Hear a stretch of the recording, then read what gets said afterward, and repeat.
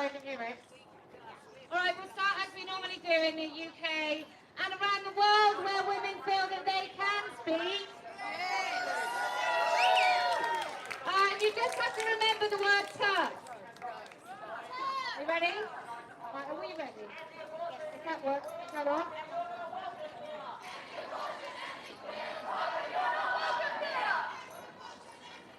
I'm pro-choice. I'm pro-choice. You're not welcome here.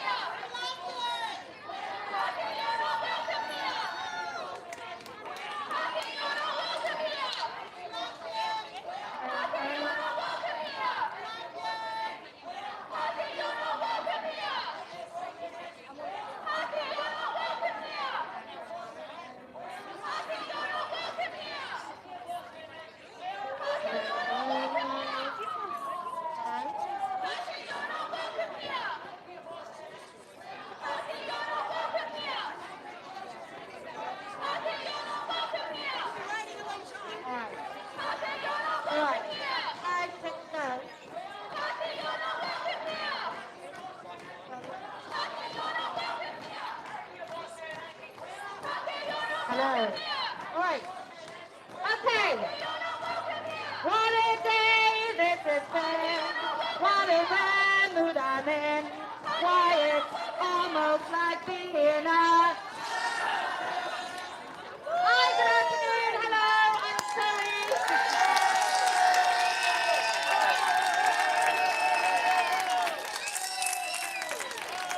I'm so sorry. I listened to some of your fellow countrywomen when they said it was not so hot in March, and so I didn't realise that doing something at 12 o'clock midday might be a little toasty. So I am sorry about that. Right. The reason that we're here is because we've got a really disillusioned youth who are being tuned, as I like to call it, in schools, do not understand biological sex. And they haven't done it based upon the freedom where we finally got to some place where men and women were equal, where there was no domestic violence in which women were killed in Australia, the United States, 40 women a week in Russia. We got there because some men who fancy themselves in women's clothing have tried to use these children as human shields. So I'm going to say the things on these beautiful Parliament steps that mean I get arrested in the UK, or I get banned from social media platforms, and they are terrifying things like women don't have penises.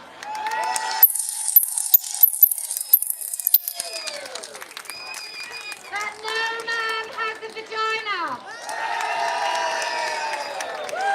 Can I just say, take a moment, you're literally applauding a woman for saying things that we all bloody well know. It is insane. There is no such thing as non-binary. And transitioning children by state, by parents, or by the medics is a profound child abuse.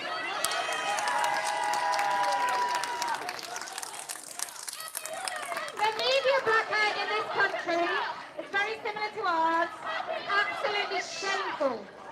And I'm just going to say to politicians, and we're very lucky that we have some of them here today, but I'm going to say to politicians, the time to be brave is now.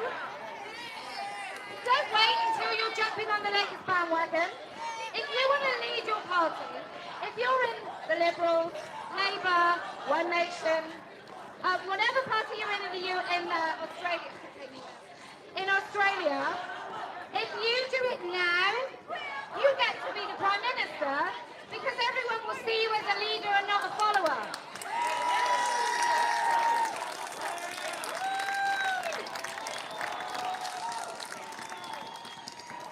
They're so angry. I just envisage all of them before they go, Mum! I'm not going to do the dishwasher. I'm protesting some women who think that women don't have penises. All right, love. Sandwiches?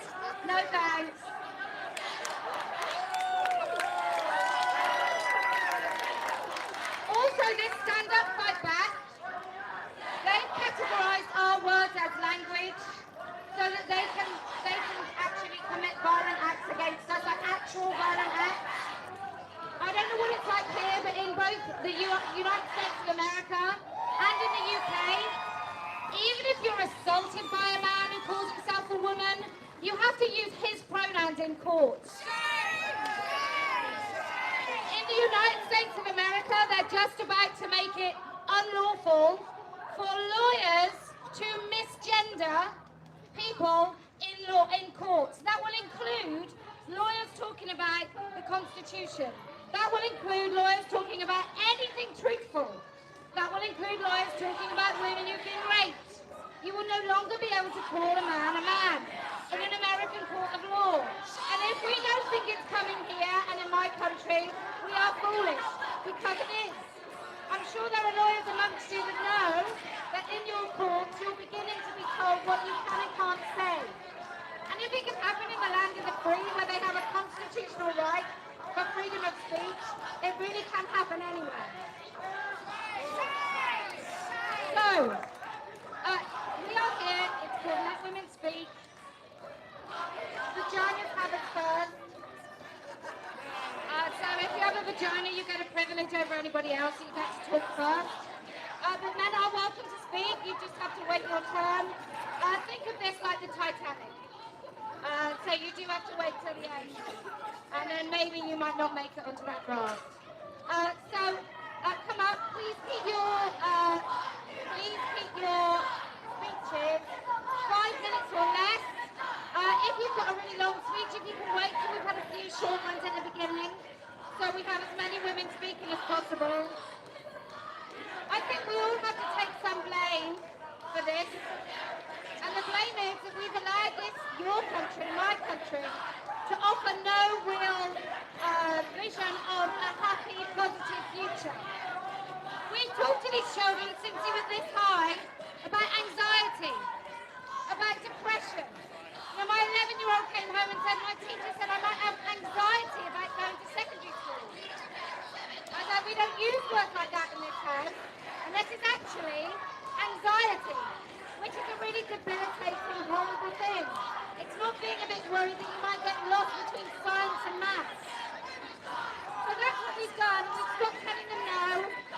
We've allowed them online with unfettered access to paedophiles. So we have to take some blame, and we have to do the hard stuff now of taking back some of that permission and freedom that has allowed the most unscrupulous, nefarious men have access to our children. If your children are on social media, if they're on the chat forums like Discord or Roblox, you are failing as a parent. I think it has to be said. Get them off it now.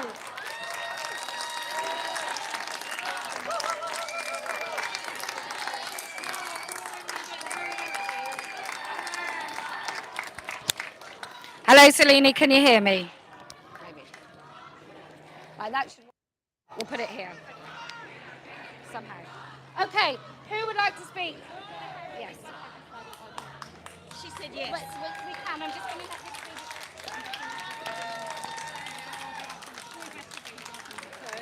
you have to do a well-working card. Come on, guys. I'm going to pin this in. Hi everyone, my name is Sophia Mormont. Is this better? Can you hear me? Yay! My name is Sophia Mormont. I'm an MP in the upper house here. On the way out here, I've already been accused of being hateful and promoting hate speech, which is quite disconcerting. Anyway, I would like to begin today by acknowledging the Whadjuk Noongar people, the traditional custodians of the land on which we speak and on which we gather today, and pay my respects to their elders, past and present. Thank you. Now also thank you to all you brave people for coming out here. I know it's scary, believe it or not, it is scary for me too. This could well be my political suicide that you are witnessing today. So, I want to state that I actually love science. It is one of the main reasons for me being in Parliament here. But currently, I am concerned about the rejection of science in favour of ideology. I am concerned about the medicalisation of puberty. I am concerned about the lack of evidence for the affirmative treatment pathway.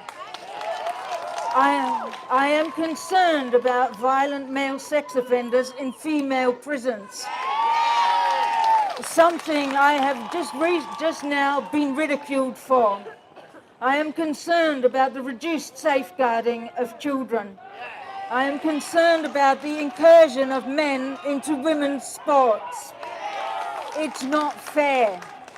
I am concerned about the silencing of women's voices in a debate which should actually centre our voices.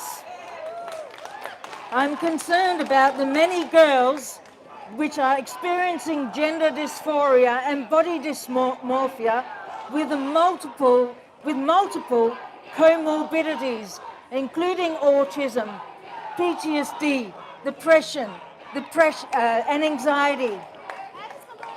They are committing self-harm at a huge number, and they are committing self-harm through surgery.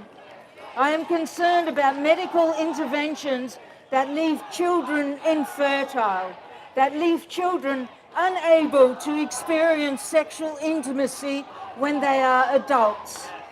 No child can make that decision. We are creating a whole bunch of children that will need lifelong medical care. I am concerned about the medical costs that an already overburdened Medicare system is dealing with now and will have to deal with in the very near future as the number of detransitioners continue to rise. I am concerned about the increase in homophobia that I'm seeing around the world, in particular lesbophobia, that is triggered and pushed by this movement. The denial of biological sex denies the basis for same-sex attraction, and that is homophobia. Thank you. The denial of biological sex denies the reality of sexism, which is misogyny. There are 6,500 genetic differences between women and men. No one can change sex, and no one should be lied to about that. Thank you. Do those with gender dysphoria and body dysmorphia deserve our compassion? Absolutely, they do. Right? They also have the right to appropriate, scientifically proven, data-supported medical treatments to help them through what is obviously a very difficult time in their life. And that should be the focus, to help these people so that they can have a healthy, happy life later on.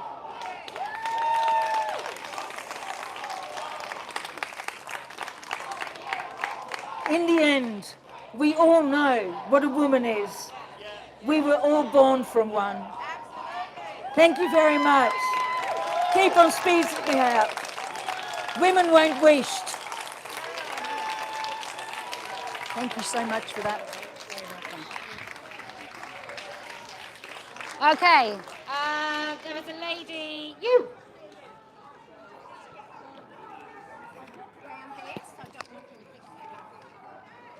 You've got to just hold this, you've got to be so close to it. Can it just stay on the stand? It can stay on the stand, but just make sure your mic is almost Yes, touching can it. I tell you, I'm so excited to meet you. I'm so privileged. Thank you. Really, we'll Sure. tell you if we Can you hear me okay? Really loud. Can you hear me? Yeah. Okay. About 17 years ago, I stood on these steps in a battle against the state government. No, you have to, sorry. These microphones. Like this? Like Put my you hand have on to, it. Like right Can you down. hear me? Can you hear me? Right, like, Like that? About 17 years ago, I stood on these steps in a battle against the state government. I'm back here, but it's going to be, I'm going to talk right like that. Straight into it. Yeah. Straight into it. Straight into it. Can you hear me now? Okay, quickly. 17 years ago, I stood on the steps here in a battle against the state government, and I'm very, very proud to say that my group and I won. I will tell you why we won. Because we did our homework. We stuck to the facts and we told the truth. So get the fire in your belly, folks. That's why Kellie-Jay is here. She has fire in her belly.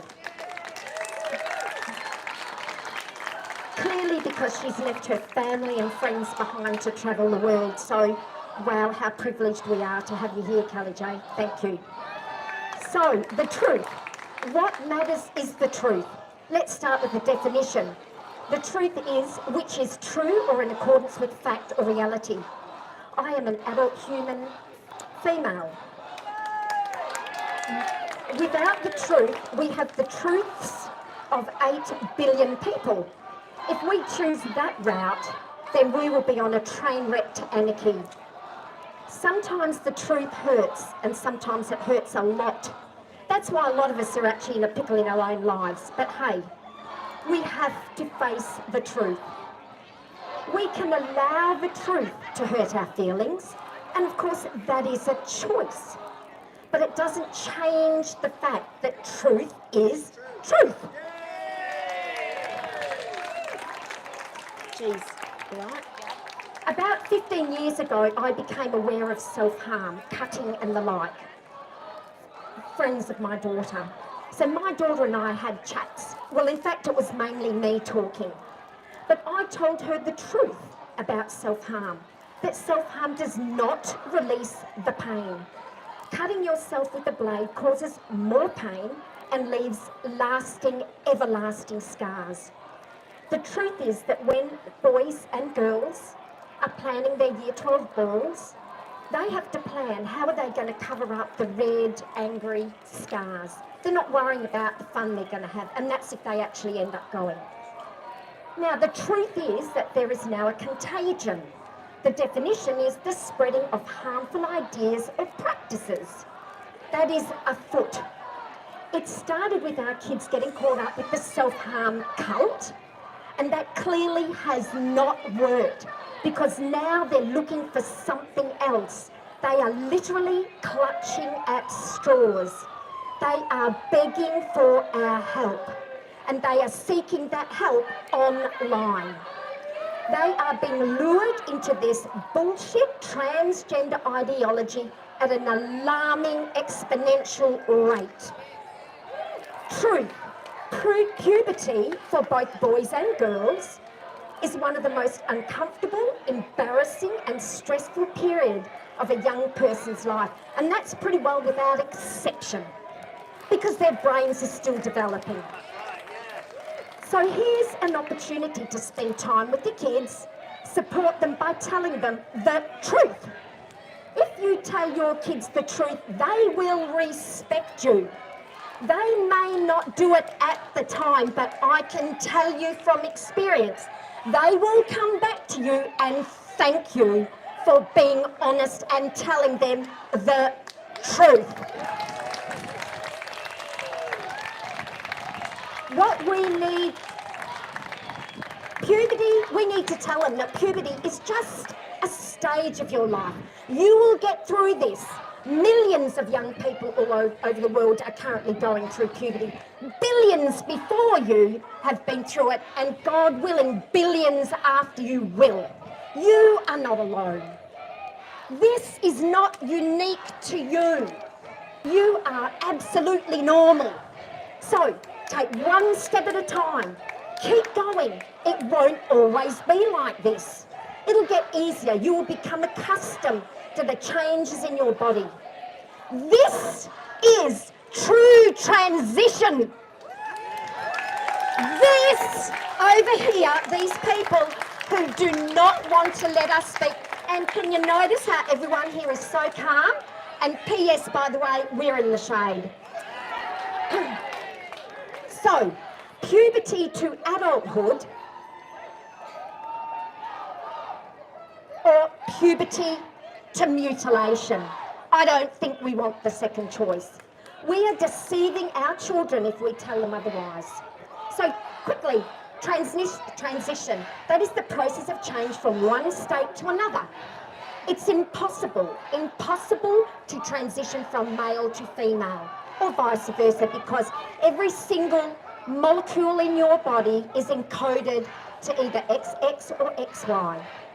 So, truth, educate yourself on this contagion so you have the facts to fight it. Have a look at the incredibly devastating stories of young people, dare I say, detransitioning. Go and look it up and find it, and get your tissues out and weep for those people. And let me tell you, it's not just the young. There are people who have transitioned in adulthood because they have been so mentally unwell and no one has spoken the truth to them.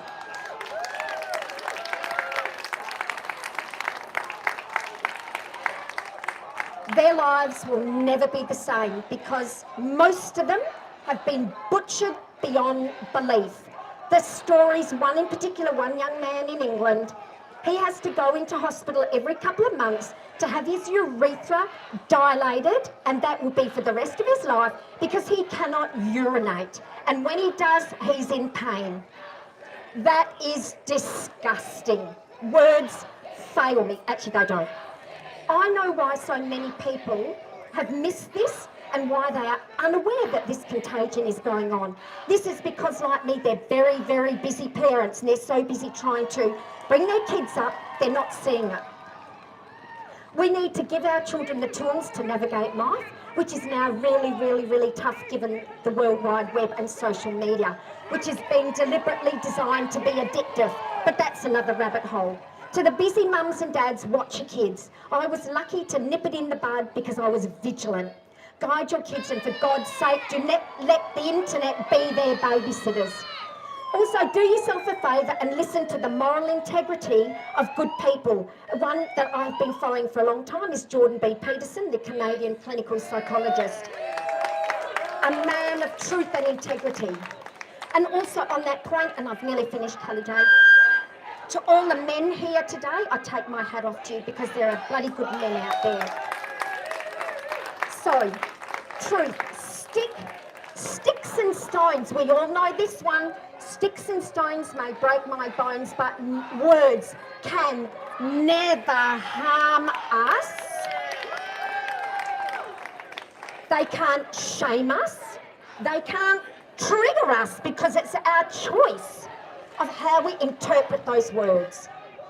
I am and you are responsible for how you think, how you feel, what you say, and what you do. So if you bring your children up with that mantra, you're on the right track. And the last thing I want to say is, it's not so much the nutcases, it's not so much the bad people. The problem is that the good people standing by doing nothing. Thank you.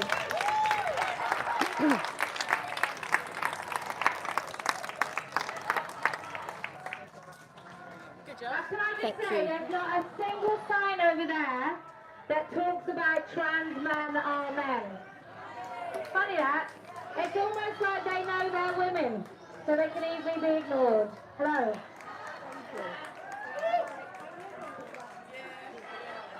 Yeah, I'm here today. I'm 79, and 10 days ago, my 7th great granddaughter was born. Woo! One of my great granddaughters, who is 11, has just been accepted in the Rockingham Flames basketball team. She is fantastic at what she does. But I fear, not only for her, but all my great-granddaughters, all the sons, all the children. I don't want her in perhaps 3, 4, 5 years. She's in the team, and along comes a transgender male who says, I am 16. I am a girl, and he is able to play better than she is, and she loses her place. That's all I want to say. So, thank you so much. Thank you so much.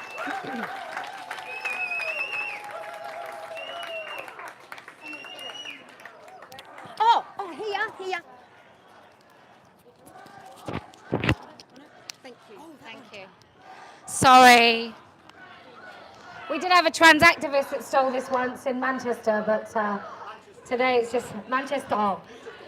But today it's just me. Do you want to come and stand just here? So when you talk, you really do have to talk right into that, like horizontally. You don't have to kiss it, but you really have to kiss it. Thank you very much, Kellie-Jay. Firstly, I would like to thank you even more, Kelly, for when you were in Sydney, mentioning trans widows and the children that have been left behind by these men who come out after living a life of male privilege and stating they are a woman. I'm here to tell you they're not. They will never be. What makes me so angry is our politicians and the judicial system.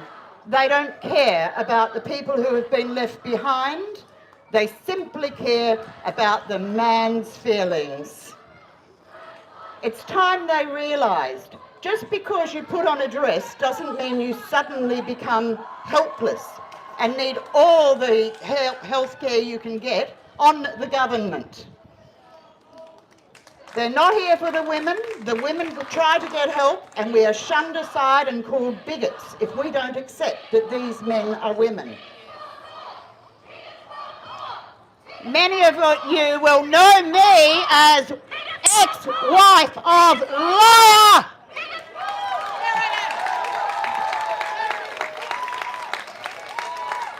For those of you who don't know me as ex-wife of Liar, let me just tell you, I was married to a bloke who was a blokey bloke.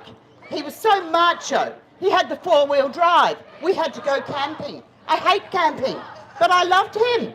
I would go camping with him. He had a library filled with comics, superhero ones, of course. He had a library filled with war history books, and so many of his heroes were from war times. Of course, he also had the obligatory sci-fi books as well. He was a man in every aspect of the word. He is a liar. He's always been a liar. He proves it every time he tweets something or goes on Facebook. An example being, he said once to a friend of his, "Oh, thanks so much for helping me change my surname on my Facebook. You know, I'm really clever when it comes to computers. I write programs, but I couldn't do that, so thank you." Then he went on to say he'd created his female persona in the year we were married, and wonders why I didn't want to stay. They lie non-stop. He said things to me when I left such as, "We had a great marriage." I beg your pardon, he said good marriage. "It was worth fighting for." No, it wasn't. It wasn't worth fighting for if I had to change my sexuality.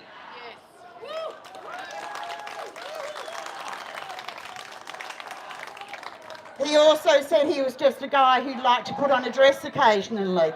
Bit silly, really. He said he could give it up easily when it was something that he hadn't really done very often.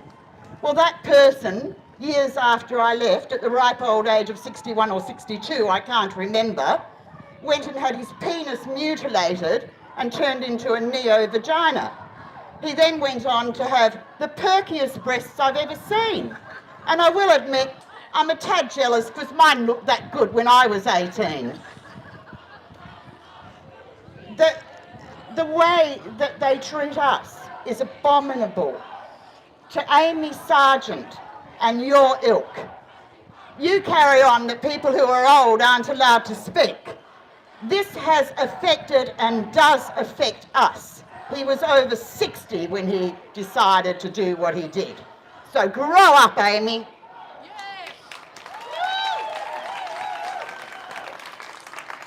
Before I leave, I have something very important that I would like anybody in my situation or who finds themselves in this situation later on takes note of. Trans women have more rights than anybody else. The courts take pity on them because they're from a vulnerable group. They're not vulnerable, they know exactly what they're doing.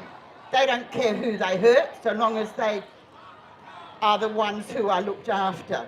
It's not just their families they hurt, it's the extended families, it's their friends of many, many years. You know, this one even wrote on Twitter, "I'm so proud of myself for managing to fool so many people for so long," as though it's a game.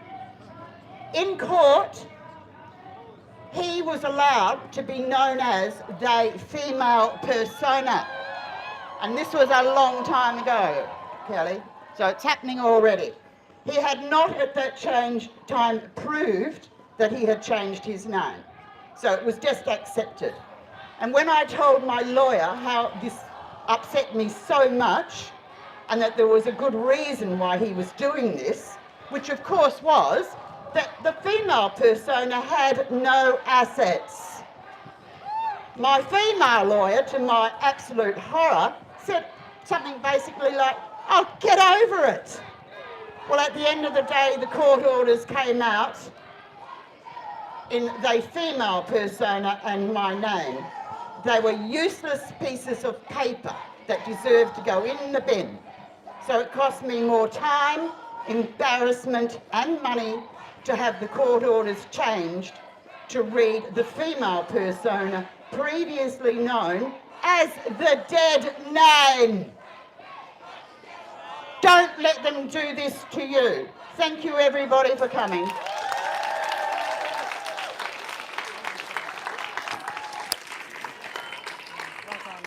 I'm so sorry. I just want to dispel some myths for maybe some of you media who've hidden away from it, but I just want to dispel some myths now. I just want us to understand what trans rights mean. It means a 56-year-old man in a dress in a changing room with your daughter. It means a man who gets sexually aroused by himself as a woman in a hospital ward with your mother. It means a school telling your child that it's okay to pretend to be the opposite sex and change their name and put them in risk, at great risk, and not even tell you about it. That's what trans rights means. It means the right to be a medical patient from the age of about 8 years old for your very limited life. We don't even know what these puberty blockers and the sterilisation of children will mean in the end. Will they live till they're 60? Will their hearts be able to take it? What you're not told about trans medicines is that many of the girls, by the time they're 25, have heart issues. They're having heart attacks because, bizarrely, our bodies are not made for testosterone in the sort of quantities that they take. Over there, they're talking about trans, straight, gay. The attack on gay rights by transgenderism, by pulling in gay teenagers and lesbian teenagers, is the ultimate in conversion therapy.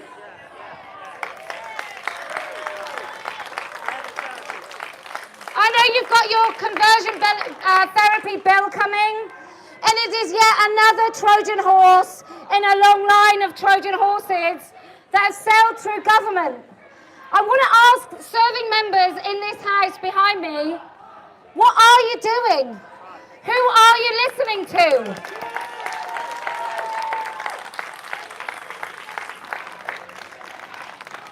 They won't even pay much tax.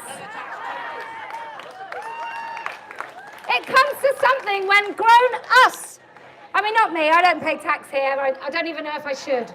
But you guys pay tax here, you're probably in quite nice jobs, you probably buy things and pay other bits of tax here, there and everywhere. They do homemade hair dyes. We pay hairdressers. I don't understand why you would go around as a politician in a country where guns, I understand, have been taken from you and perpetually shoot yourself in the foot. Because it does seem that's what they're all doing. These people, they will grow out of this, we hope. And they'll grow out of this when they have to pay a mortgage, when they have to get a job, when global corporations have decided that this is no longer fashionable, that there's something else that they can promote and flag wave and paint the pavements and force our governments to wear. There are people wearing pride, I'm just saying, there are people wearing pride lanyards in that building. It's about time all of that stopped. I don't care. And can I just say, thank you to the police. Australian police have been globally the best I've ever encountered.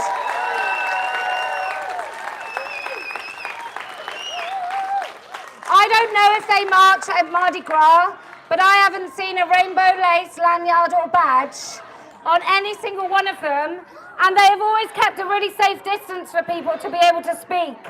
So America might have it in the Constitution, but Australia really does enact the idea that you have free speech. And I even think, as much as I find it highly amusing, and I thank them very much, because without them, the media don't come. The media don't care what you say, so they make them come. But I completely support, however wrong they are, and there's also a pro-life organisation here today who I also don't agree with, but I do agree in a mature democracy that they have the right to protest us. They just don't have the right to stop us from speaking.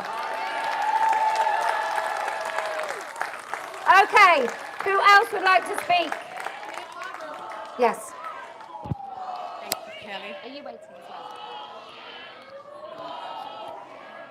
Thank you. Hi, everybody. I can't believe, can everyone hear me? I can't believe that I'm bloody well here today to protect my rights as a woman. I can't go into the bloody toilet without fear of a penis. That's not female toilets, women, men. That is protecting the deep, dark web of pedophiles and rapists. Let's call it what it is.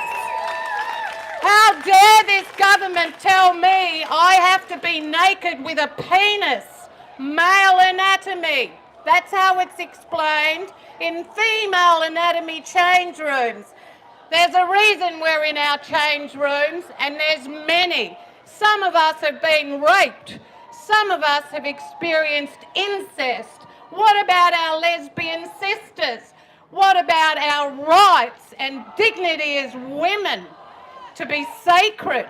How dare our government support pedophiles and rapists? It's not about the group behind us, it's about the sinister dark web that's going on, that we find mainstream media, the big kahunas behind all of this, and not promoting justice, but creating injustices. Most of the population in this country have no idea what's going on, so I also have a challenge for every minister in this state. My name's Raylene Stokes. You can look up my contact. You've got 3 weeks to get in contact with me, and I challenge you, male and females, to make contact, and I'll see you in the goddamn gym change rooms with the opposite gender naked and see how the bloody hell you go. It's our God-given right to be on our own. This isn't about transgender people, it's about male anatomy doesn't mix in female anatomy when we're in change rooms and toilets. And if they've got a problem, why haven't they come up with their own goddamn solution? And it's not male or female, get your own rooms. This is outrageous, it's discrimination against children and women's rights. It's a violation of my body, Mark McGowan, and every other goddamn woman. You can see how nervous I am. I'm so angry. Sue Ellery, our Minister for Women's Interests. Boo! What a joke! Sue Ellery has blocked women's rights activists like Kellie-Jay, like Standing for Women, yet she's the very core who should be protecting us. Once again, our ministers are protecting the sinister, deep, dark web. These people over here, poor things, it's not their fault either. They don't listen to what we're really talking about. There's plenty of transgender people who support us, plenty of lesbian and gay people. This is about torture, a sinister medical people cutting open innocent bodies and no responsibility to be had with any of them. And Mark McGowan, if you're listening, I will not affirm in my sexual health practice. I will not be unethical and unprofessional as a therapist. I bloody will ask questions because that's my job. You won't tell me how to be a therapist. You won't get rid of academia for the sake of pedophiles and rapists. What we're after is balance. If we can't get balance for women's rights, children's rights, who are we really protecting? So I do challenge our ministers. I challenge you all to get in contact with me and we'll see you naked in change rooms. And if you don't come, we'll all have to question the law you put out for us. Secondly, I've still got... This is not a democracy anymore. This is a totalitarian society we have to get rid of. No more.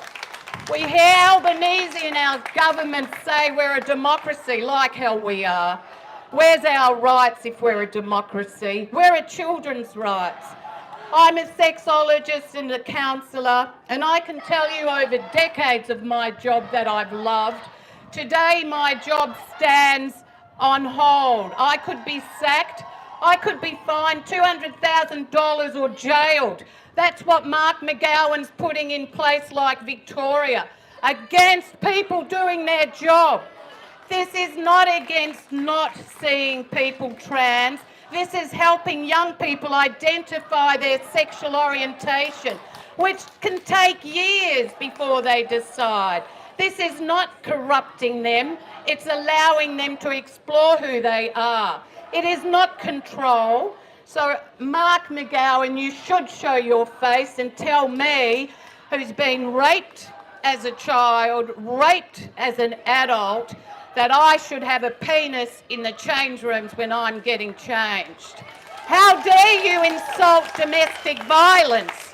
How dare you insult our bodies and violate us over again? Because that's what you're doing. And may God please allow me to have my practice tomorrow. Thank you.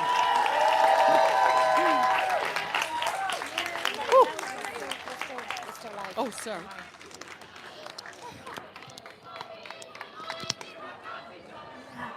I just want to say I'm so delighted I came to Australia, because every single woman that's spoken, I just think, come on, where have you been?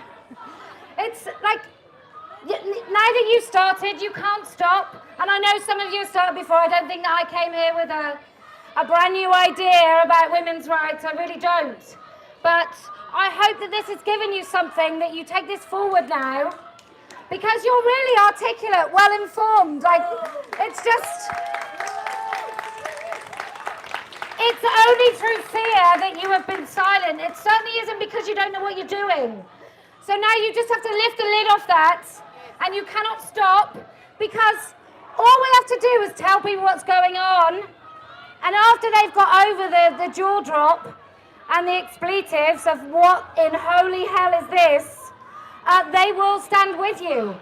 And I think you have such a beautiful country, and you have such a lovely kind of accepting, tolerant disposition, that your government have taken advantage of you to actually bring in some really totalitarian, authoritarian shit. And so you just have to now, no more apathy. Whoever says the right message is the people that you need to vote for. And then if your party has betrayed you, like my party has in the UK, The Labour Party betrayed women. It took us for granted. And now women are not going to vote for them. And that's what you have to do. And then maybe by the next round, they'll have woken up and they'll actually make women a central issue. Okay, next.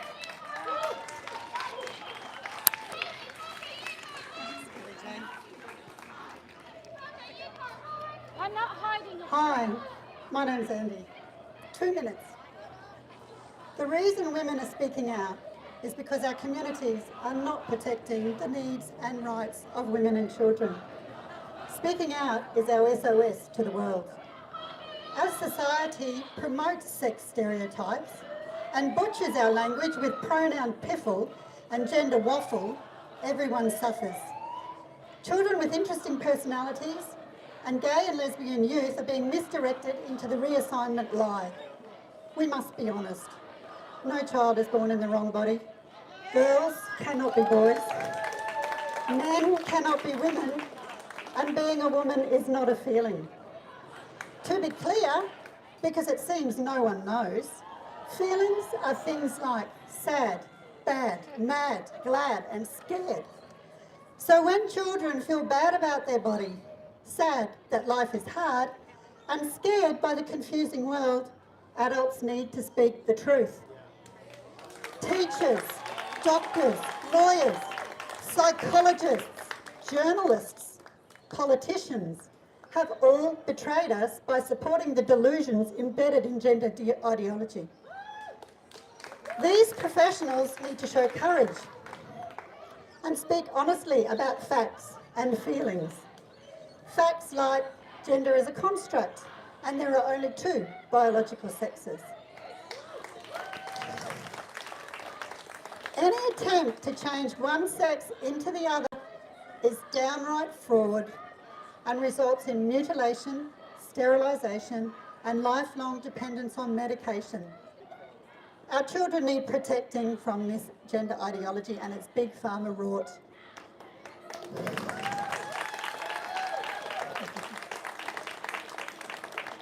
Women also need to be heard and supported, because when men say they feel like a woman and invade our sports and spaces, they are lying, because being a woman is not a feeling.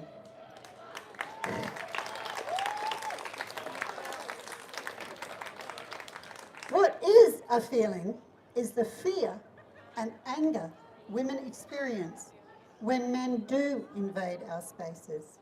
We must say no to men in women's spaces.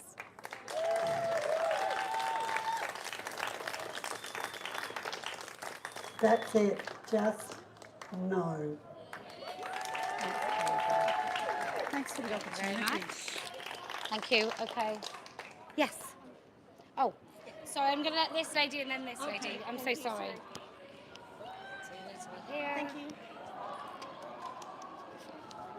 Thank you. So this one you hold that down. Okay.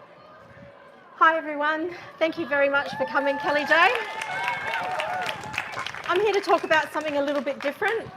Sunday was International Detransitioner Day, and we need to talk about what's happening with the detransitioners in Australia. Detransitioners are people who have been, they're the fallout from the current push of radical gender ideology and queer theory in our society. They are the people who bought into the encouragement and lies that they could change their sex through medicalisation and surgery. They are the ones who are trying to cope with society's failures to protect vulnerable people. No one knows how many detransitioners there are around the world, because so far no one's bothered to really count them. Gender clinics are not interested in past patients, so they don't bother to follow up or even retain their medical records. How do we know this? Because detransitioners are starting to come forward and speak up. Detransitioners around the world are starting to head to social media and talk about the fact that gender transitioning was not a magic wand. It didn't fix any of their issues. They were love bombed initially, and then when they decided to change because of health issues, because of concern, because of realising that they weren't really the opposite sex after all, they were dumped by their friends. This helpful, lovely crew over this side decided they turned their backs on them and just abandoned them, which is terrible. Yeah, boo. If you have a look on the Reddit detransitioner page, it has now increased to 45,000 people. Yes, okay, there might be people just looking in and stuff, but that's a lot of active members talking out about their experiences and what they've been through transitioning. They have been told that they've been sold out by their gender clinics, by their surgeons, by doctors, and in some cases, even their parents. We do know, though we don't know the numbers, we do know that the numbers are increasing. Their collective voices tell us that they've been let down, that their former friends in the trans community have turned their backs, and they discuss the physical pain and the damage that's done to their body. Some people say that detransitioners, it's their own fault. They were stupid enough to get done to it. But let's look at the big picture. Here in Australia, we have what we call an affirmation-only model of care. Now, what does that mean? To simplify it, it means from the minute a child declares that they were the opposite sex, then they are. That's it. So there is no minimum requirement for years, months, weeks, or even days of therapy and surgery. The only consultation with therapists they have is to help them integrate into society under their new persona. Even the GPs now are offering gender blocking hormones and also cross-sex hormones in their very first appointment. So we've had stories from parents telling us that they've been offered cross-sex hormones and testosterone in the first 25 minutes appointment at the Perth Gender Clinic, and I think that's appalling. There is no investigation into pre-existing mental health conditions. There's no investigation into past traumas or any other comorbidities such as autism or, just generally being uncomfortable in their own skin.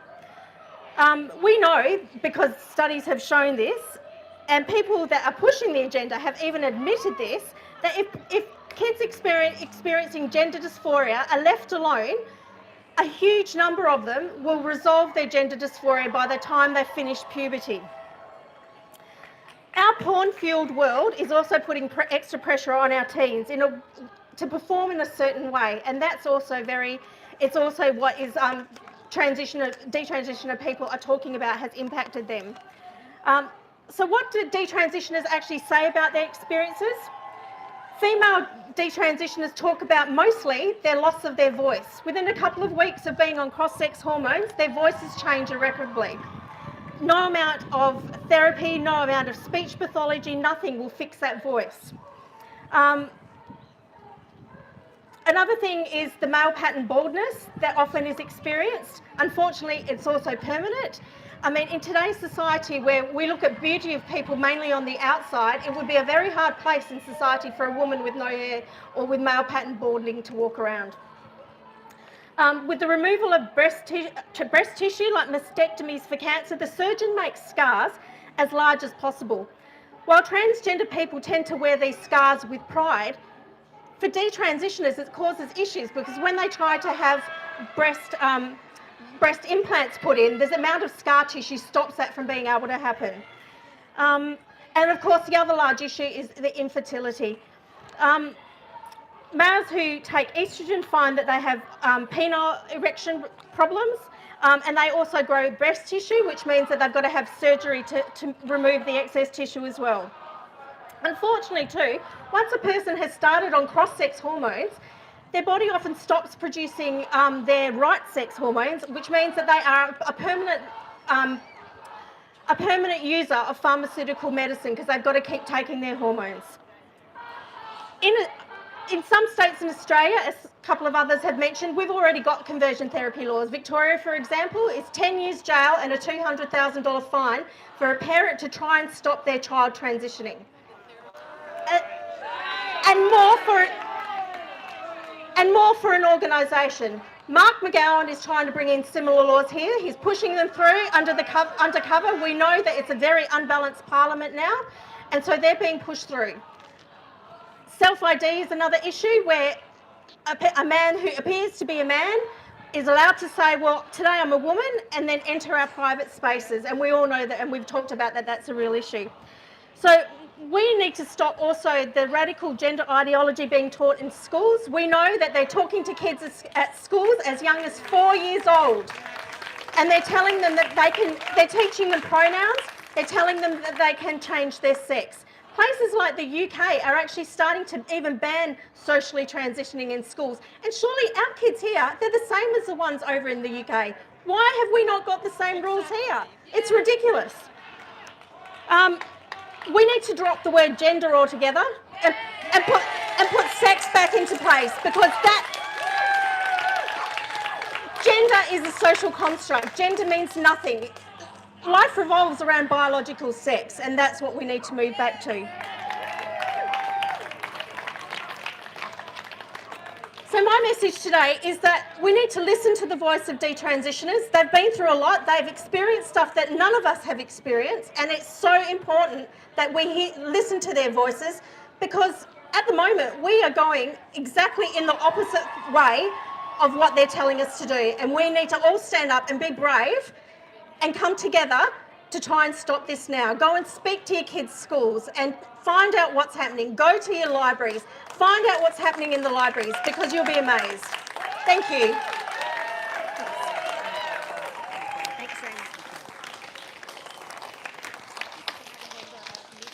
Okay, this, I did say to this lady she was next. This lady. Sorry. Can I just say, we don't line up. If you're lining up, I just pick hands up, so you don't need to line up.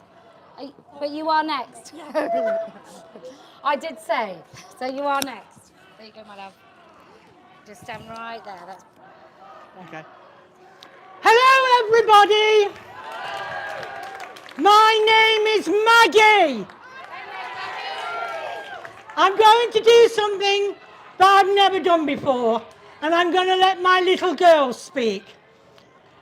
I was 3 years old when my father used to visit me when I was in my bed, and he used to teach me oral sex. Years later, I got diagnosed with asbestos because he used to lug the pipes at the power stations, but he was one of many. So why the hell do I want a man in any female space, any, who in their right sane mind wants that? So, our illustrious Prime Minister, Mr. Albanese, when you proudly walked along Sydney Bridge with a gay pride conversion mob, you shat on every woman. And Mr. Mark McGowan, our illustrious Premier, I see you. And if self-ID comes into this state, I'm telling you something now. I'll end up in prison. And if a man is put next to me, my blood is on your hands. And lastly, I'm on Twitter. I bloody love it. I've been called many names. Not original. Tomorrow morning, I'll wake up and I'll still be a biological human female. Was that quick enough? Wait there. Thank you so much. Yes. Oh, I'm not doing a cue. Can I just get an idea who wants to speak? Okay. Yes. Anybody else? I'm just trying to get an idea of time. Yeah, it's fine. Yeah. And then that lady over there. Okay. All right, thank you. Okay, thank you. Gender identity ideology, legislated as self-ID, will negatively impact every woman in Western Australia in some way. All of us, including you young women, pouring so much energy into supporting the males that claim to be the most vulnerable because of their feelings. And this is how gender identity ideology will affect the women in my family. So I'm an immigrant, in case you couldn't tell, and I'm married to another immigrant, and that's a fairly common setup in this town. So my mother-in-law came from Perth from Asia to raise her family over 4 decades ago. And she's old now. She's our granny, and most of us have an elder woman in our family for whose care we are responsible. And our granny is in her own home, and she has care from the most fantastic agency. So if self-ID is made law in WA, her right to request intimate care from an adult human female only will be removed, criminalised even. And this is because we will no longer be able to defend the rights of women and girls to single-sex spaces and provisions. And that means that her sons will not be able to support her request, nor her grandsons, her daughters-in-law, her granddaughter, her aunts, her cousins, none of us. None of the family on whom she relies in her old age. And we will not allow this, not on our watch, and not to our grandmother. So politicians, you need to take note. Most of us TERFs here, we've been on the left all our voting lives. Now we are political opportunists, and we're here. I wrote to all the candidates in the last election asking if they could define woman, because if we cannot be accurately defined as sex-based class, then our rights cannot be defended. So the only one who got back to me was the Liberal candidate. And I was quite disappointed because I wanted the Labour candidate in my area to respond, because he could have spoken to Grandma in my house in at least 3 of her 6 languages. He could have told her precisely why the Labour Party is intending to remove her right to request same-sex intimate care in her own home. No response, nothing. Shame on you, Australian Labour Party. So that's my story. And now I'd like to ask the young women, particularly the women from immigrant families who are supporting gender identity ideology, who are advocating for trans rights above and beyond women's rights. Young women who are choosing to support that boy at school who feels uncomfortable on his way to the Rainbow Room, a space set up so he can express his authentic self on the pathway to gender identity affirmation. I ask, why have you put the demands of this ideology above the rights to dignity, privacy and safety for your grandmother and every single female in your family, your ancestors and your descendants? If you are so sure that this is the right ideology to get behind for the rest of your life, not just while you're young, when the responsibilities of caring for your family kick in, if you are sure that grandma's rights are yours to give away, then I want you to explain that to her face. Not through a fringe performance with an intersectional feminist choir, not while screaming at middle-aged women in public spaces, but the next time you're at dinner with your family and she asks you, how are your studies going? How are you? Because that woman gave up a lot to get your family here so you could have the best chance of success, a worry-free life. And if you can tell her that she must accept a man in a dress who has taken a job that gives him intimate access to old women and that no one in her family can stop him, then you must be on the right side of history, the right fight. But if you can't do that, if you can't look into your grandmother's eyes and tell her why you have given away her rights and the rights of every female in her family and every man in her family to defend her dignity, privacy and safety, then maybe this is not the right ideology for you.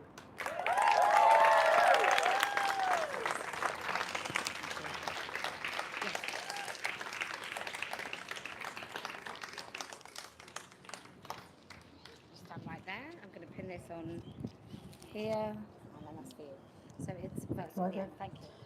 Thank you, Kelly. I never thought I would stand up here today, but I'm sure, like many of you here, you just are compelled.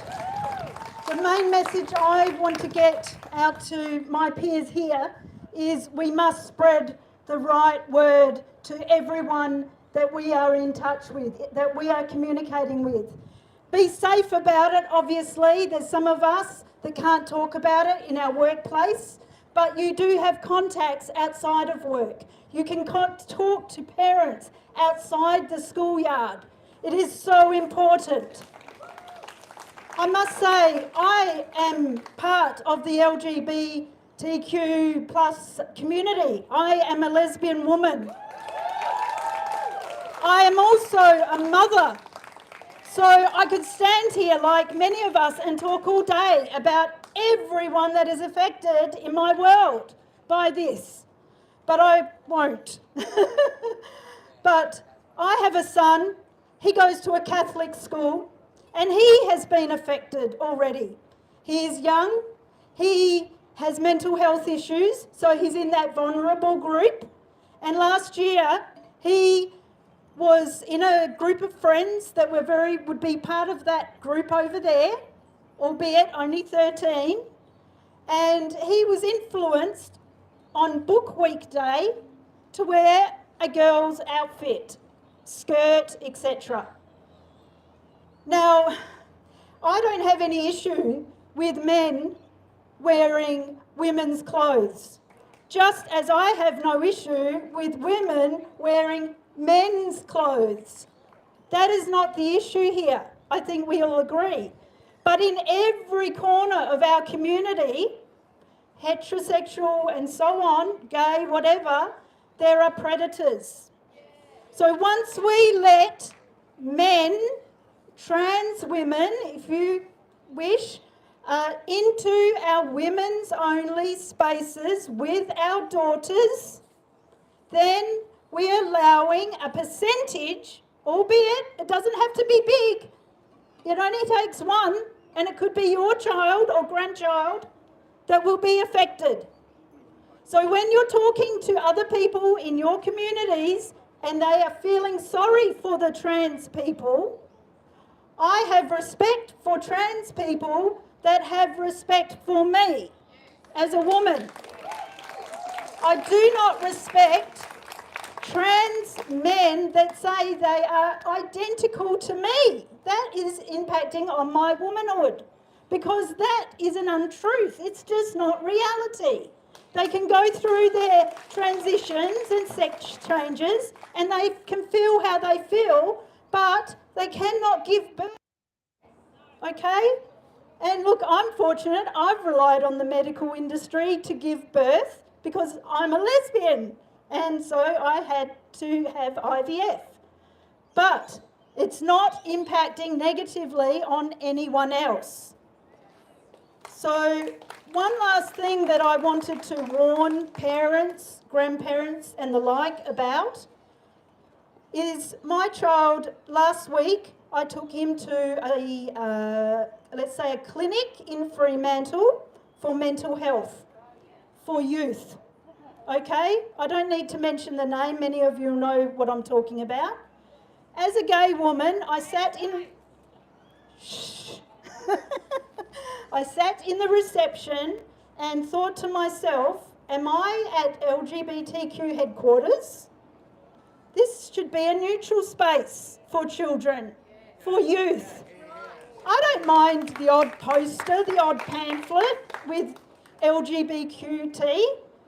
I don't mind that, but to be saturating the walls, and then when we go into the appointment, my son is asked, questions for admin, and he is asked, and he is clearly a boy, I just might like to add, in his school uniform, as I said, goes to a Catholic college, and he was asked what are his pronouns. And I said, no, we don't do that. And I shut them down straight away. A couple of days later, I made a call because we'd made a second appointment. I've cancelled the appointment. I've explained it to the practitioner, a therapist, and she understood where I was coming from, but she is bound to ask those questions. There are so many people in our medical industry, I'm sure our police, etc., even our parliamentarians, that are pressured to follow this. And we need to vote it out. And I said that was going to be my last point, and it is, but the end of that story is I've made an appointment with another mental health clinic for youth in the same area that I checked first What is your reception like? What is your approach to this whole LGBT thing? Okay, as a gay woman, which feels really weird, well, there's no such word as normal to me, but still. And they assured me that it was not like the other place, so that makes me feel so much better, because my son doesn't need to be saturated with this. He's a young boy, he's still growing, developing, he can make his decisions later. I'm so sorry, I just remembered there was one, I'm so sorry. We talk about prisons, women's prisons primarily, that is a real threat. When men decide that they are trans women and then they are allowed to enter women's prisons. Women are not the only part of the community that requires our attention. Think about our Indigenous community. Our Indigenous community is a large population of our prisons, very sadly. They are going to be greatly affected by this as well. They need our support. Thank you. Thank you so much. You're very welcome. I don't like disagreeing with speakers, but I do mind men in women's clothes. I'll tell you why I mind. I don't mind. I don't know if you know David Beckham, but he wore a sarong. And there was nothing about that sarong that said he was wearing women's clothing. He was just wearing a sarong. And there is a big difference between a man who tries to go about the world pretending to be a woman. We have an artist called Grayson Perry. And the reason Grayson Perry wears large dresses is to hide his erection. And he's a really well-respected... I actually don't mind the man, but he is a raging fetishist, and he'll talk about it as a consequence of masculinity.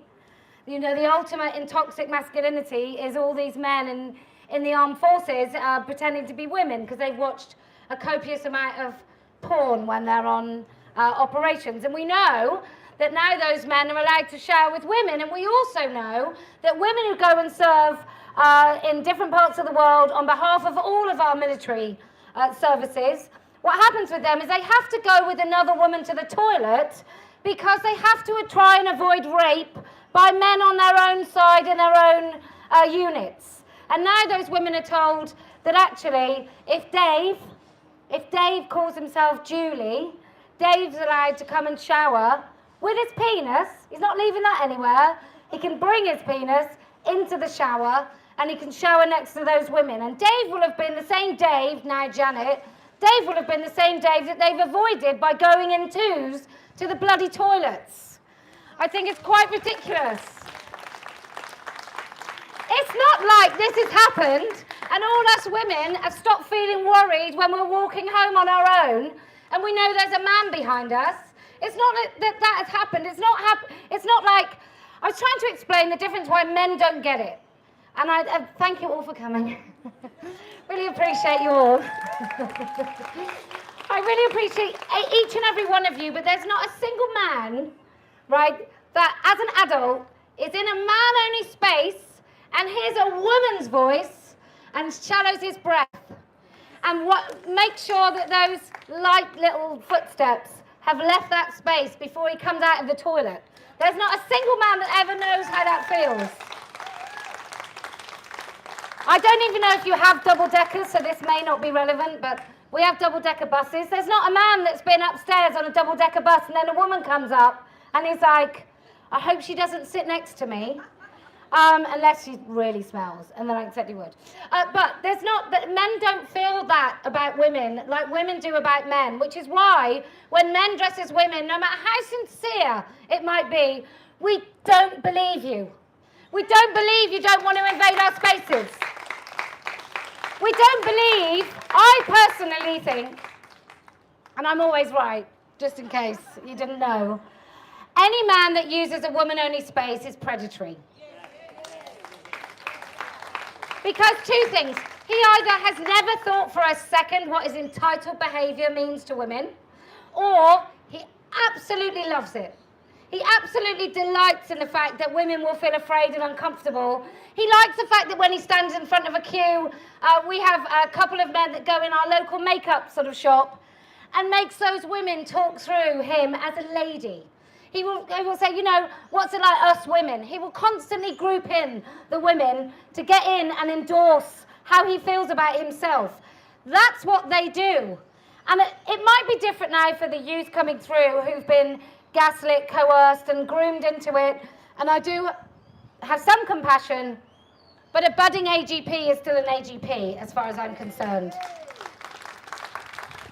Would you like to speak? You want to speak? Okay. Can you hold that? I'm going to pin it on you. I'm going to have to adjust your camera because you're like a normal size person. Thank you for coming, Kellie-Jay. I had no plan to speak today, but basically there is a movement that's happening with parents or aunts or uncles of children, grandparents, to try and do something about the education, because they are after our children. They are after grooming our children through the vocabulary that they're bringing. Now, this post is not my poster, but it actually says, hey, teachers, leave our kids alone. Now, there are a lot of teachers there that can't speak up. They're trapped. They can't say what they really want to what they really feel. But I've actually been in touch with the education department asking about the health subject and the what's actually happening with that. And they've said that they provide a framework, but how health is being taught, basically sex education and gender ideology, the rest of it. And the schools then dictate as to how it's actually delivered. So they can invite the drag queens in, they can invite all sorts of people in.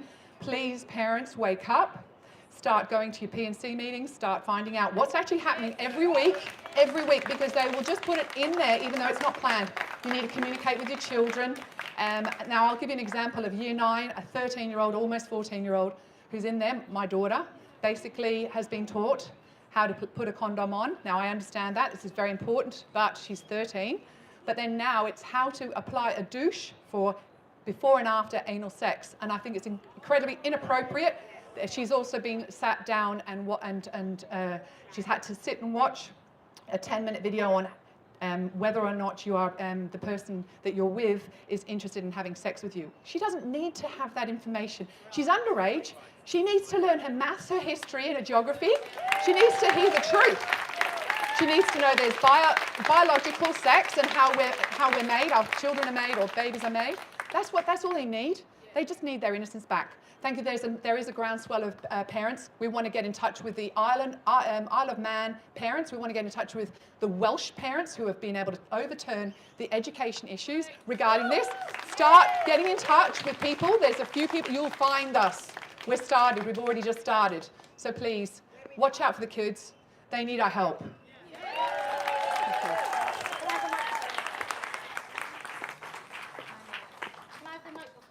Oh, did I give it? Oh, that one. Sorry. There you go. Thanks, Thank you.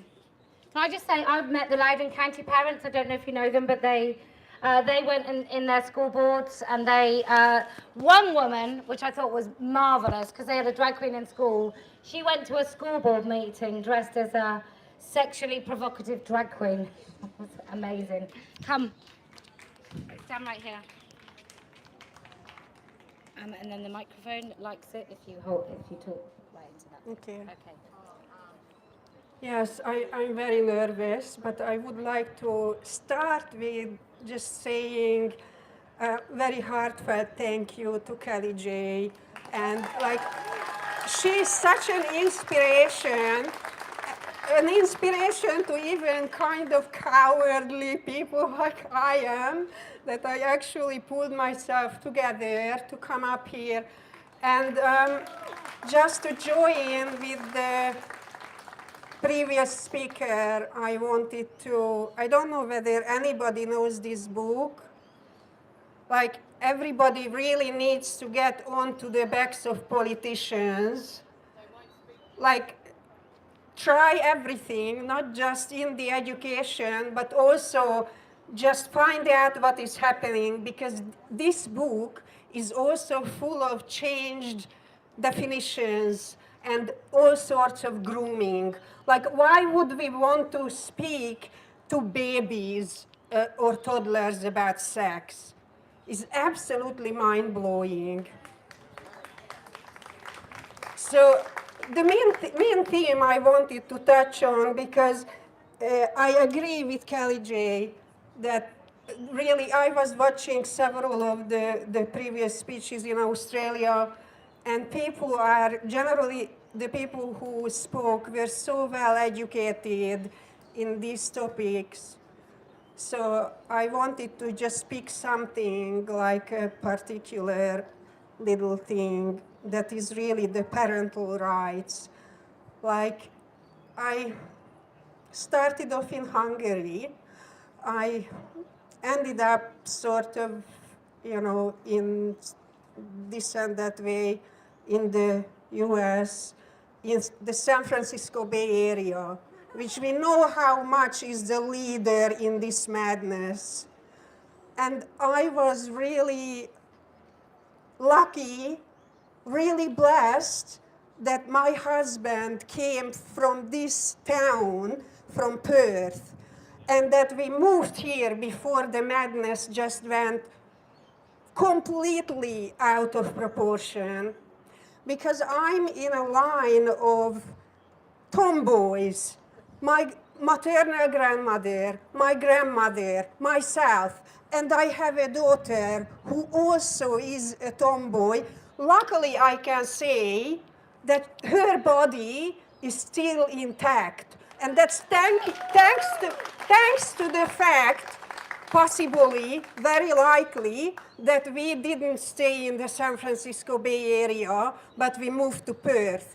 Please don't let everything go out of control in this town, so that parents who had feeling, when we were in the Bay Area, I started to become paranoid because there were buds of this coming out, and the parents couldn't parent their children the way they wanted to.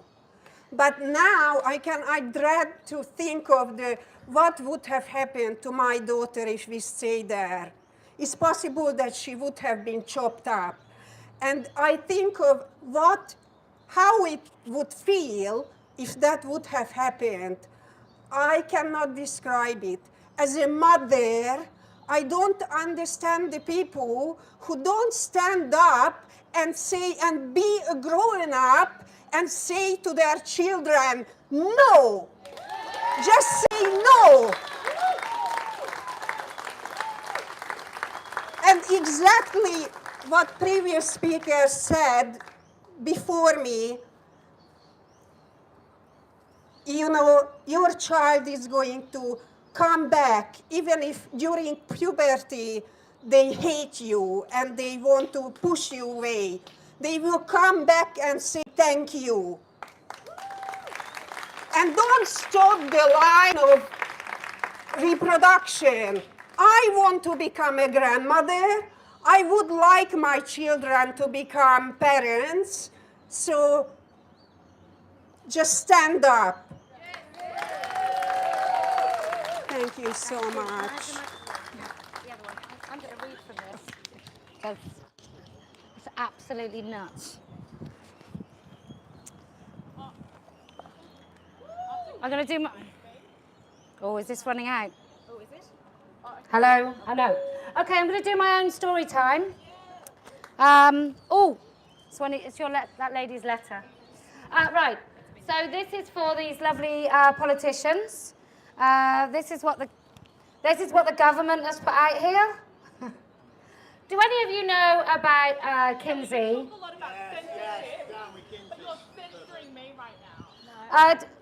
No, I'm not. Yes, you are. No, I'm not. Men are last. That includes you. Right. Men are last. Can we don't need to block him. I've got an umbrella in front of my face right now. Okay, I've just said men are last, so that's it. It's being censored. Okay, you're not by me. Who? Man. No. Okay, I'm not talking. I'm on the microphone, and I've said women first. Right? That's it. Right. Right. Okay, so birth to 2 years, this is what the government have said here. It's a Healthy WA information, and it's Government of Western Australia. I don't know why. Can we not block his face, please? Thanks very much. Right. So, sexuality for a baby is not like sexuality for an adult. I'll just say that again.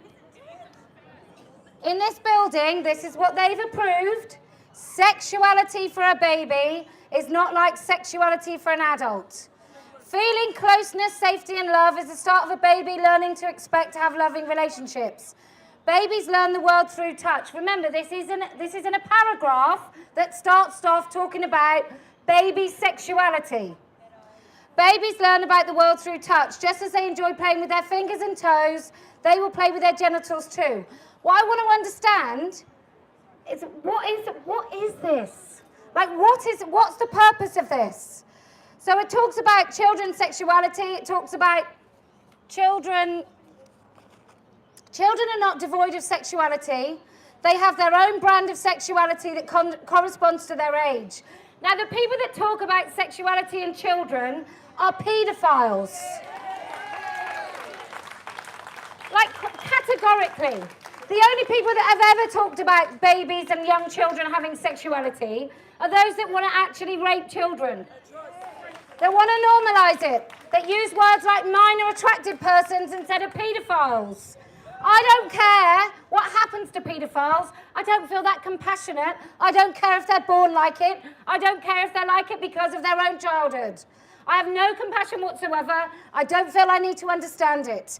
And this is definitely a way of normalising sexuality. It's a paedophile as a sexuality. If you can talk about children, babies having a sexuality, you can talk about them having pleasure through sex. It's absolutely disgusting. This is the people you all elected. That's who they are. I'm so sorry to say it. Okay, who was my number 2? You.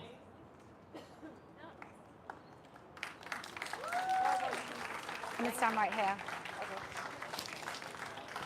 I know he's all confused, but I can't do it. Yeah, very cool. Okay, can you hear me? Okay, so I'm very nervous, but I needed to tell you all about how I lost my job. So, I used to be a TRA. I used to be over there. I was there for like 10 years, and I did that because I felt sorry for them, and I did that because they told me that my not accepting this and my not saying that they have she, her, shit like that, I was saying that my insecurity of my femininity, right? So I went, well, I'm secure in my femininity, they can also be women. Anyway, so then I have to credit some people for actually peak transing me. That was my friend Teen, who posted a thing on Facebook. She posted a thing that basically said that I've never seen anything while I was TRA about negative stuff that trans women have done, right? And she posted it, and I immediately called her TERF. I said, what, do you hate trans people? And she was very patient with me. She introduced me to some beautiful people, who then introduced me to Janet Fraser, who I have to credit for my peak transing, because she was very patient too. And now here I am. But I did stay quiet for a little bit, right? I didn't say anything for a while. And then on my Facebook, I went, you know what, I'm just going to say it. And I said, men cannot get pregnant. Men cannot menstruate. But I pissed a lot of people off by saying that. And I didn't know how many people on my friends list would hate me for this. And I lost my job, which was horrible. There's nothing I could do about it. No one would hire me again in the field that I was in.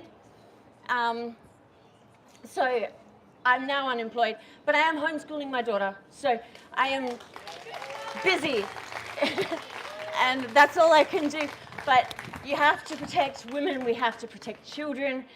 Schools are not safe at all. My school was not safe. Homeschool your children, please. That's it. Oh, here you are. Thank you.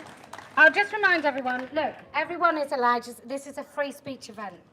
It doesn't even matter what you've got to say and whether or not everybody agrees with you, but I did say categorically women first. So women first, but everyone will get a chance to speak unless we're moved on, okay?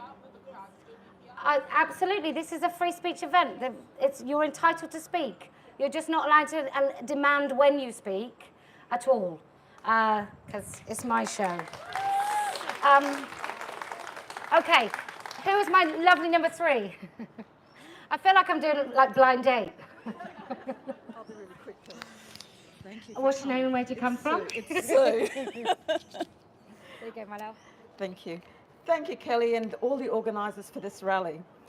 I just want to say for all those who use Be Kind, the hashtag Be Kind to silence women, or anyone raising concern about gender ideology, I just want to know, is it kind to affirm the medical transitioning of impressionable children, leaving their bodies irreversibly changed and rendering them sterile? Is it kind to deny women's security of female-only spaces?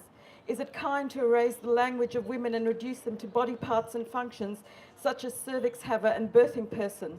Is it kind for violent men to be housed in women's prison? Is it kind to have men compete in women's sports and applauding them for setting new records? The answer is no, it is anything but kind. Shame on the national broadcaster, the ABC and SBS, who have capitulated to gender ideology and have failed in their public duty to provide a balanced assessment of this issue and are now reduced to being a vehicle for public-based propaganda. I agree with the quote, for it is better to be hurt by the truth than comforted with a lie. Gender ideology is a fiction and should not be enshrined in law, as it is a direct threat to sex-based rights and the protection of children. Thank you. Thank you. Thank you. Oh. Just very quickly, you mentioned ABC, and what all of you have to do now, what I would recommend, you don't have to, it's a free society, do what you like, is join your local councils, join your local government.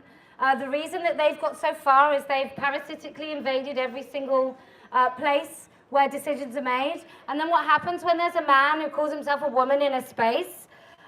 Nobody feels that they can talk truthfully anymore about what that might mean. And so that's what happens. So you have to now be the change. You have to be the person that will say no in that space where someone in a staff room, and I know there's teachers who feel afraid about losing their jobs, but if you don't stand up for what is right, then you allow children to be sucked into this cult. So you have to decide, what can you live with? Like, what can you live with? Can you live with yourself if when they say, well, Michael is now Michelle, and we're going to let Michael use the girls' changing rooms and compete in girls' soccer because Michael thinks he's a girl. If you haven't said no at that point and stood up, then can you really, just watching a movement of people, I think we're fine. Can you really be fulfilling your duty as a teacher and an educator and somebody that cares about children? So you just have to be the person to say no, and if you're not in that room, you have absolutely no chance to do it. So local government, run as an MP, do whatever it is that gets you in a position where your voice matters. Next. Can we stand here? Are you okay to be on camera? Yes. Yeah. Or just, what do you need? Is that all right? Are you okay? Yeah, this is okay. My name is Elizabeth, or Liz. In the last couple of years, I come across a news report where a lady was raped in a prison, this is in the UK, by a man who claimed to be a female. Okay, this is where we're going. If men are allowed to be in women's spaces under the pretense of all of a sudden they claim to be a female, we are lining ourselves up for sexual assault. on a more regular basis, and I wonder if the police are going to do anything about it. Are you listening, the police? I wonder. Anyway, educate your children in sex ed. It is very important, but not mix it with transgender issues, LBGQ, or pedo agenda. Keep the sex ed brief, simple and specific, and the reason why humans were created to have sex, and that sex is for adults.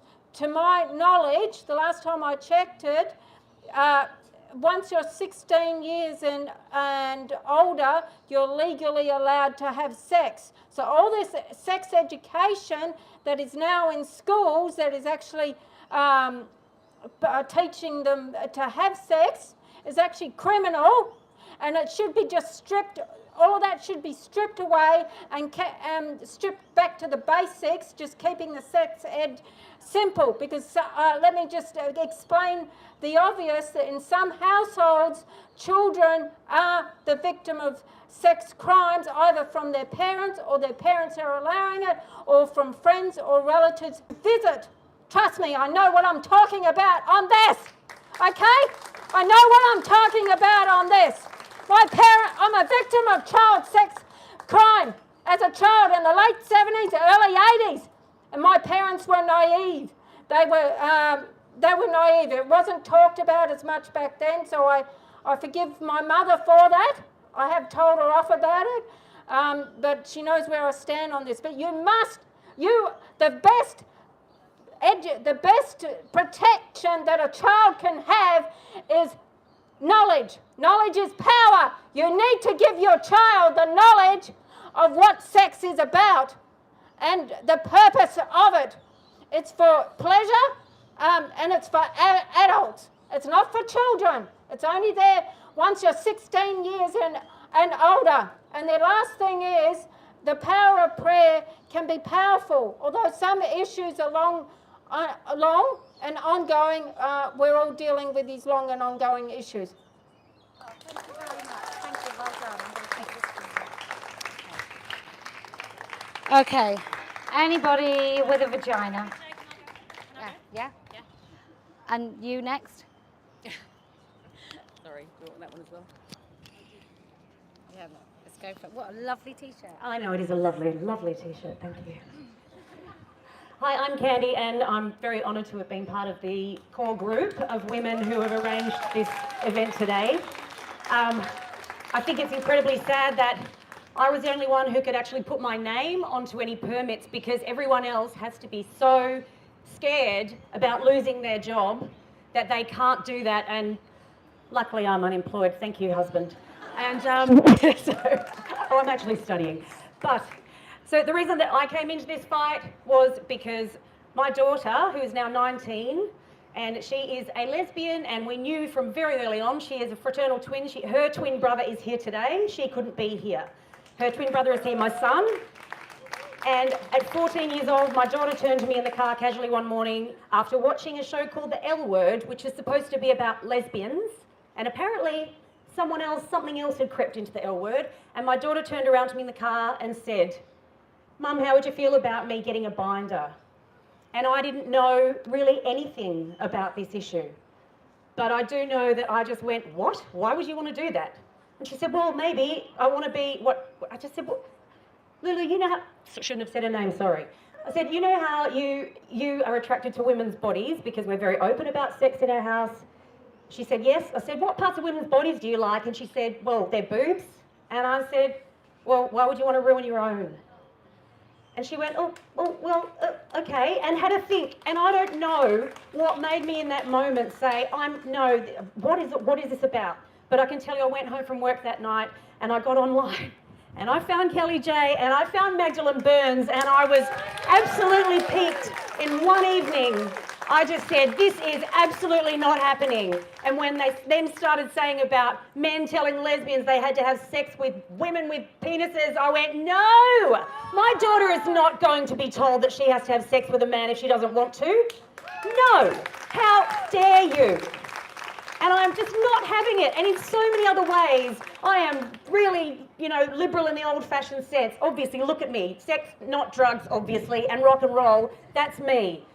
But on this situation, no, because women's rights are being impacted so horrifically and children are being hurt. And I'm not having it. I'm absolutely just not having it. And on the committee, there are 2 women who have lost their daughters to this cult.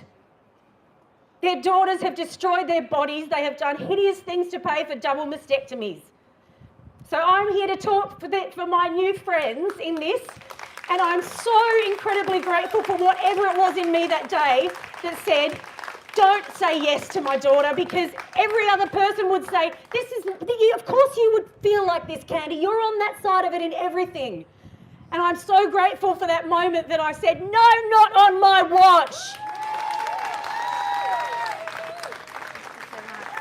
Thank you so much. Amazing. Yes.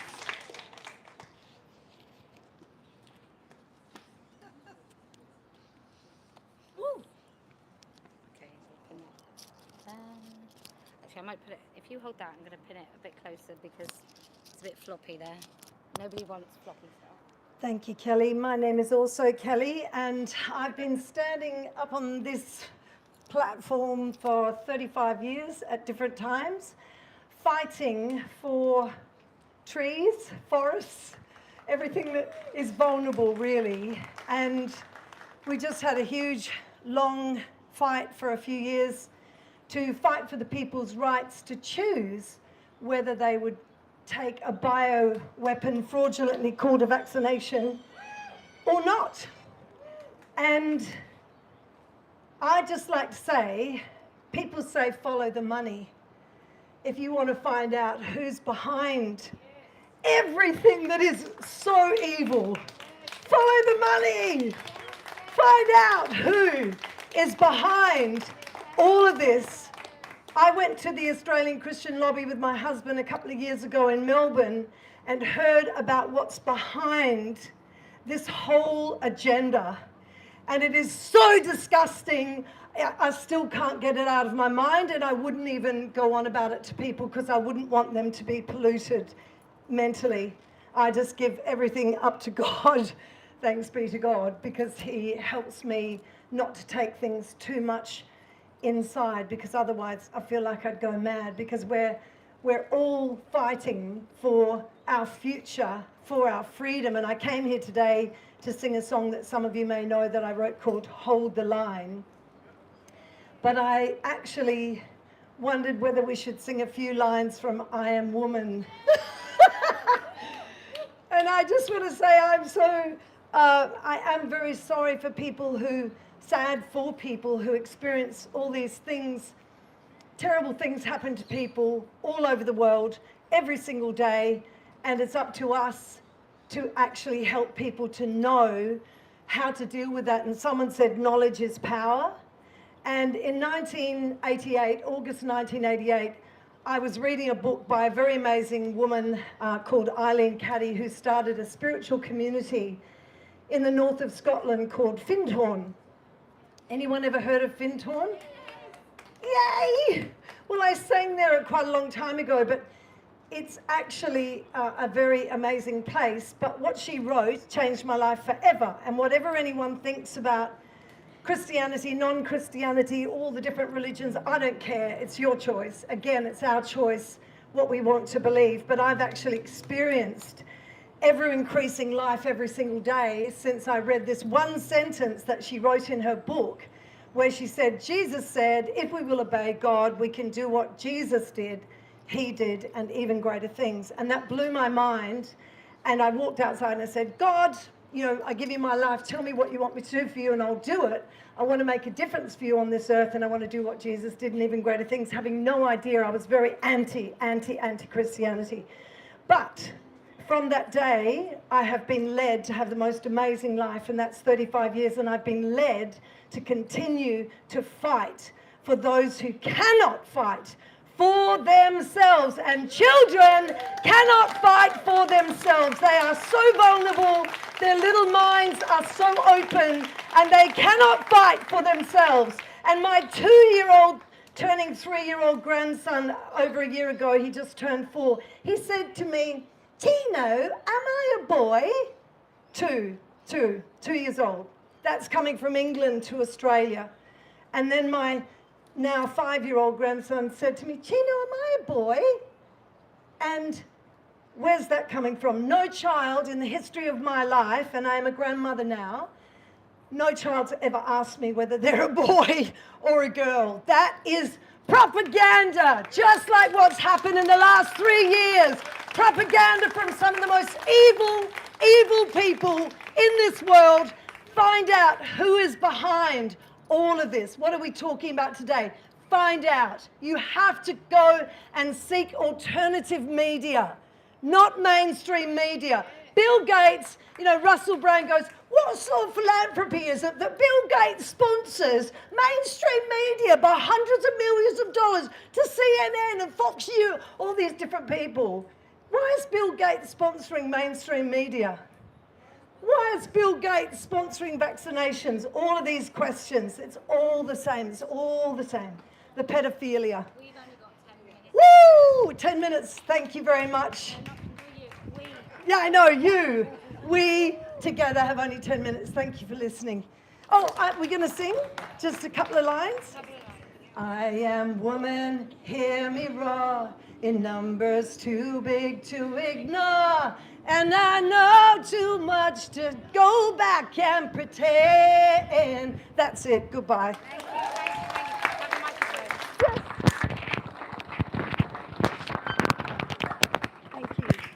Okay, Jesus. Right, we've got 10 minutes. If you can, woman. Yes. It's got to be about 2 minutes. Come. I'm a woman as well. I'm really sorry, but we're going to let women, it's called Let Women Speak.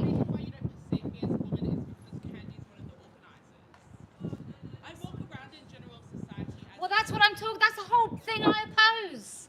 It's not that difficult. I'm very sorry, but that's the thing I oppose. I oppose men wearing women as a costume. So I oppose it. Like, I know it sounds really harsh, but sometimes things in life just don't work out quite that well. And you can't force women, you can't force me to think it's okay for you to share a space with my daughter, because I don't. Okay, so what am I supposed to do? You're supposed to, I'll tell you what, if I was a compassionate woman, I would say to you, seek some therapy and accept the body in which you're born, because I promise that is a much more fruitful, successful and happy life. That's enough. Hey guys, look, I'm an arts worker and I am risking a fair bit by being here. The compelled speech in the arts industry is something that is also driving this transgenderism. Now, I believe everyone has the right to present their story, but when it's stomping other people down, that's not okay. Now, I've been to job interviews where I have been asked specifically if I have experience working with drag queens. Why should a drag queen be different to any other client I would ever work with? I dare say that denotes a lack of professionality on their part. But that's it, guys. Thank you very much. Can I have the microphone? I'm so sorry to all of you penis havers, but we have to wrap up. The police have been very kind and kept us safe. I think their patience and kindness might run out at 2 o'clock. You're here to listen. That's what this is. Women speaking. Women speaking. This is called, right, the beauty of this is it's called Let Women Speak. And I feel very sorry for you. You've been fed a lie. But that you've been fed a lie, and it's not very nice, and I'm sure that when you realise what lies you've been fed, it's going to be very difficult to cope with. But right now, that's enough. Okay, so what we have to do, what you have to do, is you have to, there's no heckler's veto here. Have you got this? Okay. Right.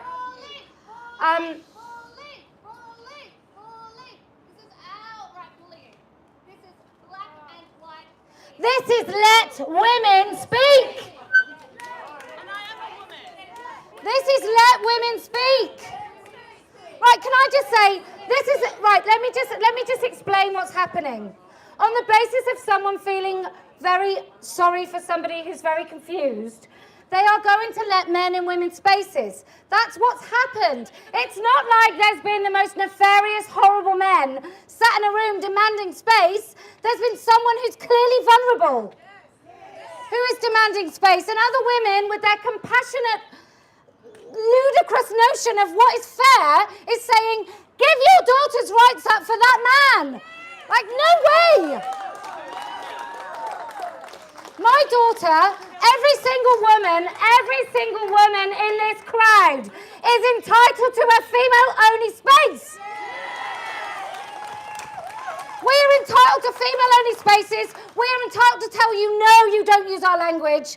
We are entitled to tell you, no, you don't wear us as a costume. And you will not take up the space of a woman.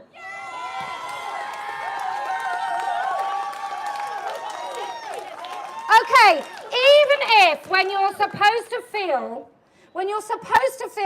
that your rights aren't good enough to defend, that somebody else is more vulnerable than a victim of childhood sexual abuse who wants to be in a space with no men, even when you're told that your compassion for your daughter is outweighed by your compassion for a complete stranger who's a man, even in that situation, if you can hold the bloody line, then I promise we will win.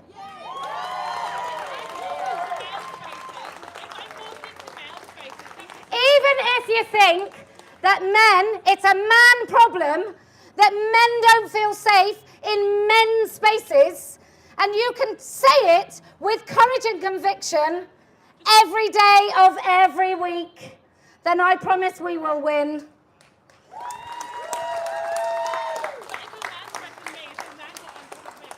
If you can ignore entitled men and boys who feel they should absorb your time, then I promise we will win.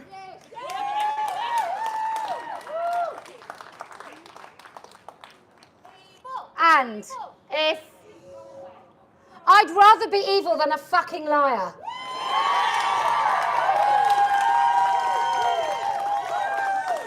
Okay, and I don't know if they've heard this bit, but do you know why else we're going to win? Say it with me, people. Because I never lose. Right, have you got a bit of paper in front of you? Okay, so we're going to sing this, apparently. Okay? We stand together side by side. We'll defend our rights. We stand together side by side. We won't give up the fight. For women's rights are human rights. We won't let you forget. Louder. Women's rights are human rights. This isn't over yet.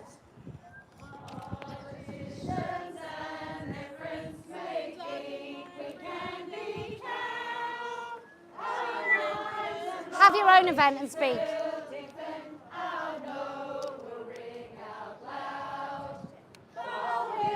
Women's rights are human rights.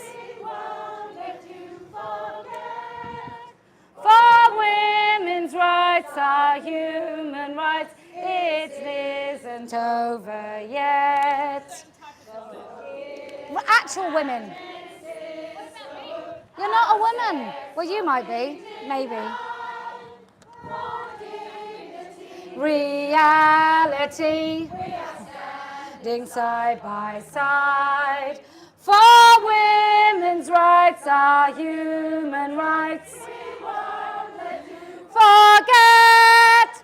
For women's rights are human rights. This is... One more time with that. One more time, ready?